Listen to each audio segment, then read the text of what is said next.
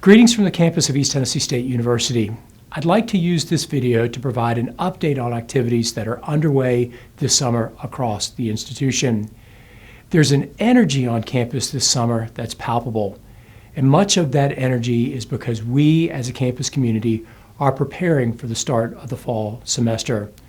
Our residence halls are being readied, our faculty are preparing their courses, and in a matter of just a few weeks, thousands of students will be arriving on campus and beginning or continuing their journeys at East Tennessee State University.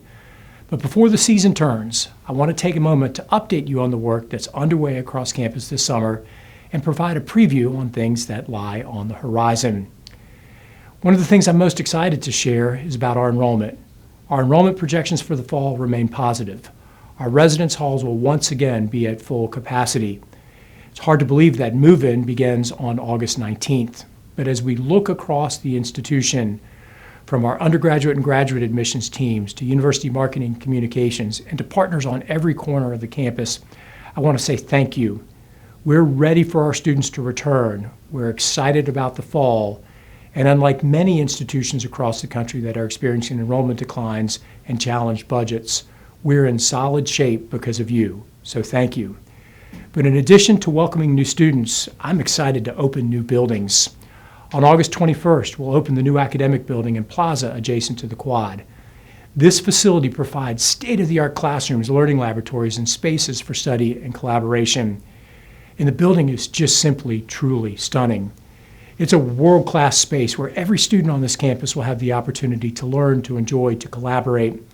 And I want to thank the staff in the Office of Administration, as well as numerous partners for their work on this project and for all that they do to make our campus a great place to learn and to live. I had the opportunity earlier this week to be in the new academic building, and I can't wait to share that building with all of our new students and returning students here in a few short weeks. But this fall, in addition to new buildings and new students, we're launching 2 new degree programs. 2 programs that were approved by the Tennessee Higher Education Commission earlier this year. A Master of Science in Environment, Health, and Disaster Sciences, a program that's first of its kind in Tennessee, as well as a Bachelor of Business Administration in Hospitality and Tourism Management. That program is going to be offered here in Johnson City as well as in our Sevierville Center. Both of these programs are designed in direct response to the needs of employers and communities across our region and across our state. The first program directly aligns with challenges that our region has faced from Helene and allow us as an institution to not only continue to respond, but to prepare for the next challenge that's on the horizon. And the second meets a longstanding need. We're in a growing, dynamic, and thriving region, and this program in Hospitality and Tourism Studies will allow our students to move into an ever-changing workforce where demand is incessant. But in addition to enrollment in buildings and programs, we're also welcoming new individuals to the campus. I'm excited to have named Dr. Rob Pack on July 1st as the Dean of the College of Public Health. Dr. Pack has been at the institution for several decades, but he comes to this new role after a highly competitive national search. His work is in the area of rural health and addiction science, and he reflects the very best of our mission. He's committed to the people of this institution and our region, and his research over decades has made a difference in the lives of the people of the region who are struggling with addiction. And he follows a true legend at ETSU, the founding dean of the College of Public Health, Dr. Randy Wyckoff, who has built that college into one of the most respected in the nation and to whom we owe a lasting debt of gratitude. This spring also marked the completion of our new research strategic plan, a plan that will guide research and scholarship and creative activity at the institution from 2027 to 2031 and beyond.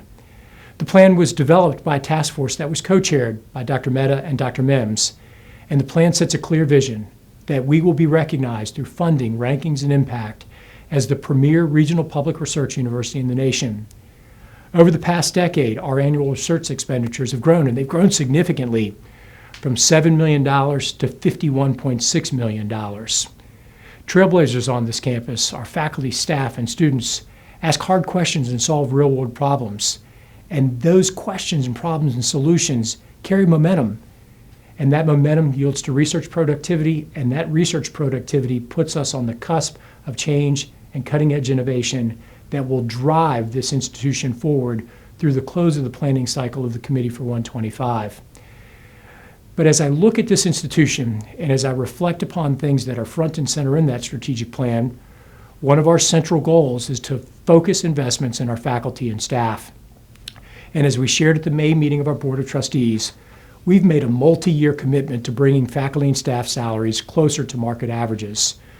The most recent round of salary enhancements took effect on May 1, continuing an investment that's been in place for a number of years, in which we've put more than $27 million of investments into faculty and staff salaries. And we'll continue those investments moving into the fall. We will take to the board in November an across-the-board salary enhancement, and assuming that enrollment and budgets remain strong, we anticipate coming back to the board in the spring with another round of market-based enhancements for faculty and staff. And those investments in our people go above and beyond just simple salaries. They're investments in platforms, they're investments in systems that will modernize the operations of the university. More than a year and a half ago, we embarked upon the Voyager transition, moving to a new Oracle-based platform that will modernize the operations of the university. We've got work to do to continue to fine-tune the system, but I'm excited about the progress that we've made this summer, and I'm confident that as our faculty return to campus for the fall, they'll see improvements in that system. But another system that's going through a complete transformation and modernization is the move to MyETSU, which will replace GoldLink in fall 27. Not this fall, but next fall. There's a lot of work to be done between now and then.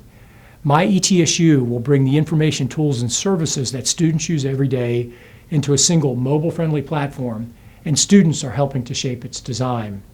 These, in many respects, are system upgrades. So for those of you who work in an Apple environment, if you've had an iPhone 4 for the past 15 years, and now you're moving to an iPhone 17, so with any change in technology, there's always a little bit of uncertainty. But I'm excited about the innovation in the cutting-edge technology that will be embedded in MyETSU, and we'll provide updates throughout the academic year as we prepare for the implementation of that new system in 2027. In parallel, we're making steady progress on the overhaul of our university's website. In this spring and summer, we've laid the foundations for a new site, and later this year, we'll launch a new homepage and other highly visible pages that will upgrade our web strategy. Also in this space, effective August 1st, ETSU Online Marketing Team is going to join the university marketing staff in this unified effort of branding and marketing and strategy across the institution is going to help drive the university forward. Our academic technology services and the management of our online programs, however, will not be affected. WETS and our NPR affiliate will transition from University Marketing and Communications to University Advancement, and in the coming weeks, we'll launch a national search for our next Chief Marketing and Communication Officer. I want to thank Melissa Nipper for the service that she has provided to the institution and for the leadership she will provide as she serves as interim for the fall. We as a university are grateful for her leadership. In addition to a lot of work that is occurring internally, there's a great deal of work underway across the campus that's external in its focus. As you know, our nation marked the 250th anniversary of the signing of the Declaration of Independence this year, and ETSU has joined communities across the nation in commemorating this milestone. Throughout the year, you'll find exhibits at the Reese Museum, a block party and concert in September, the Mountains to Monuments student trip to Washington, D.C. in the spring, and much more. I encourage you to visit our webpage to learn more about the university's activities to celebrate and to expand the depth of knowledge at the institution around our nation's 250th anniversary. This is an opportunity for us as an institution to learn about the founding of our country, the founding of our institution, and how we, since 1911, have been committed to serving the people of this region and the people of our nation. That mission, a mission of service to the region, has been a point of pride for our university since its founding. And while I'm speaking of pride, I'm excited to share that ETSU Advancement is officially unveiling a new look for our longstanding ETSU Pride campaign, signs that blanket our region every fall as we welcome our students back to campus. This new design not only highlights our love for the university, but also our beautiful mountainous region. You can be the first to know when new signs are available by following the ETSU Alumni Association on their social media sites and platforms. So as we prepare for a new academic year, I'm grateful for all that each of you do to make our university a place of passion and purpose. Together, we're fulfilling our mission to improve the quality of life for the people of the region. And as I prepare for the start of the fall semester, the 26-27 academic year, I'm excited about all that's on the horizon. I'm excited to welcome students. I'm excited to open new buildings. But I want to put the position of our institution in context to that within American higher education.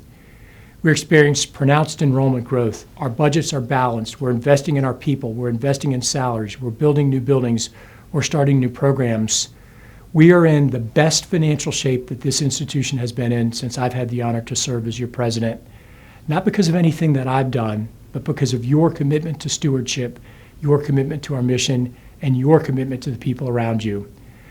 So on behalf of my family, I hope that you and your families have had an outstanding summer, and I hope that in the weeks between now and in the start of the fall semester, you take a little bit of time to be with your family, because that's the reason why we're all here. Don't miss a moment to make a memory, and make memories in the next few weeks, and make memories throughout the fall semester. Thanks for all that you do for ETSU. Godspeed and go Bucks.